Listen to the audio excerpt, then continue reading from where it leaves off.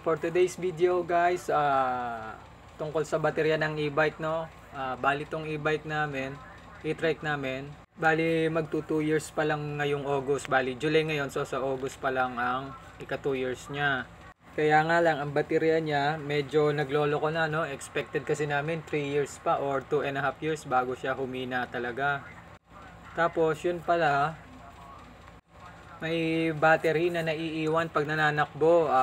Sabihin nating merong isang bateryang hindi gumagana. So anong nangyari, hinila niya lahat yung baterya pababa. Ayan, nagloloko na tuloy yung charging, pati yung discharging ng battery, no. So nalaman namin na para maiwasan pala to na merong gumagana at hindi, o para pantay-pantay silang magtrabaho habang nananakbo ka, ay meron palang tinatawag na battery equalizer or battery balancer.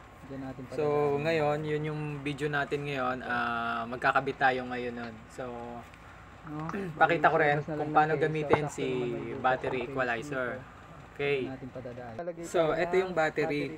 Bali, hindi ko na naipakita yung initial na pag-tester ko nung battery, no. Pero yung isa dito, yung pangalawa, 10 point something na lang siya. Tapos the rest ay nasa 12 volts pa naman. So ngayon, bagong charge na uli yung battery natin, no. Ngayon, i-check natin yung voltage niya isa-isa uli. Ito, pangalawang battery, 12.74. Tapos pangatlo yan, 12.97. Pang-apat, 12.86.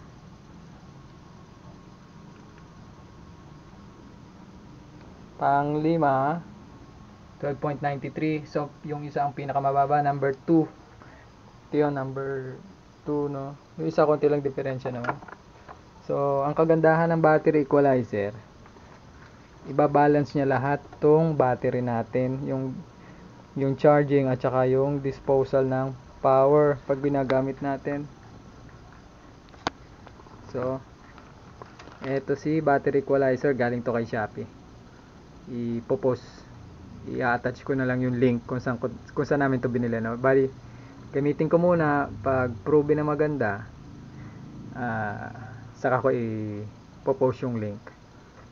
Okay, ito yung equalizer natin, no.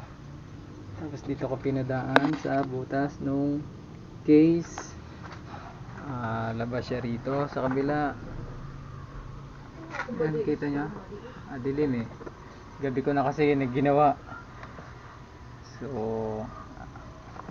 bali, unahin muna natin lahat ng red. So tanggalin natin tong red, positive, lahat ng positive.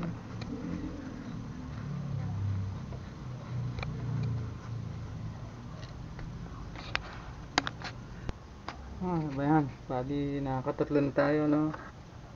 Positive sa positive. Ayan, positive sa positive. Okay, bali lahat ng red na ikabit na natin, no. Yan, lahat ng red. So black naman yung negative. Ito yun. Pasensya na, madilim, gabi na kasi. Okay. Tapos na nating ikabit yung battery equalizer, no. So pakita ko sa inyo. So kanina, yan, ang reading niya kanina may 12.8, may 12.9 at saka 12.7. So ang pinakabagsak si 12.7, ayan. So ulitin natin, So battery number 1.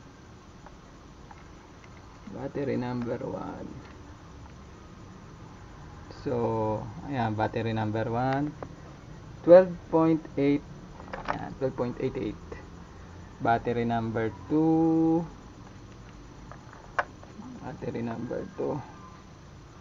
12.86. So 12.8 na siya, no? Puro 12.8 na. So battery number 3. Battery number 3.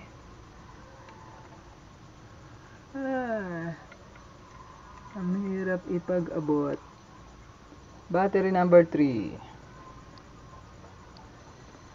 Hindi kita ang reading. Yan. 12.89. So, battery number 4. Yan. 12.87. Hindi sila nagkakalayo na. Puro 12.8 na siya.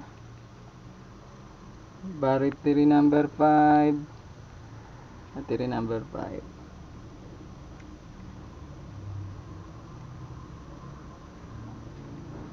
Taragis mali.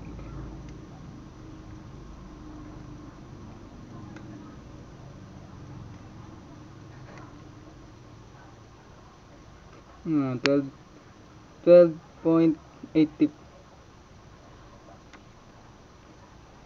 12.84. Ayan. Nako, dumada please. 12.84. Ay. Okay na siya. So 12.8 na lahat. 12.8 na lahat. Bukas check uli natin. Ito, ngayong umaga, no? Umaga na, charge na natin yung e-bike.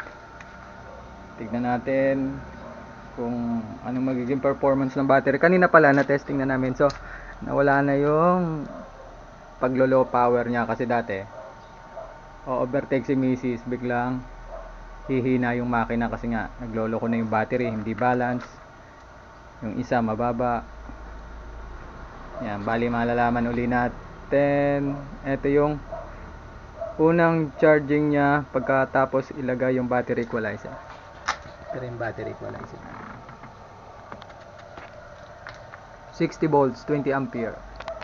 So, ayun nga, no, okay yung ating equalizer, effective siya. So, yun nga lang, late na rin, huli na nang makabitan namin na equalizer kasi yung baterya may problema na rin talaga. So, nagdi-discharge na siya, madali nang malobat. So, sana nakatulong tong video sa inyo, sa mga bago pa lang may battery, dapat maalagaan nyo na.